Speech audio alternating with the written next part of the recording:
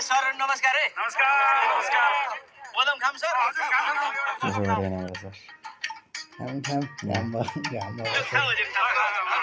अनि म त अब देशैभरिको शिक्षकहरू देखिरहेको छु। मैले नबुझेको कुरा के यो हजुरहरूको आन्दोलन चाहिँ कहिलेसम्म हो सर? यो आन्दोलन अनिश्चितकालीन छ हजुर। यो सरकारले जबसम्म ऐन ल्याउँदैन तबसम्म हाम्रो आन्दोलन रोकिँदैन। यतिकै हाम्रो आन्दोलन हामीलाई पटक पटक झुक्याउने काम भयो। एकचोटि हामी शिक्षकहरू झुकिँदैनौँ। हामी आन्दोलन रोक्नेवाला छैन। भने हजुरहरू कोचिङमा बोकेर जानुहुन्छ।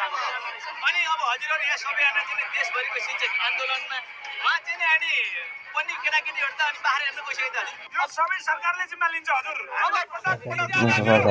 अब रिजल्ट ठप्प, एक्जाम ठप्प, कपी काट्न ठप्प, सबैलाई खाना बस्न ठप्प हुन लागिसक्यो।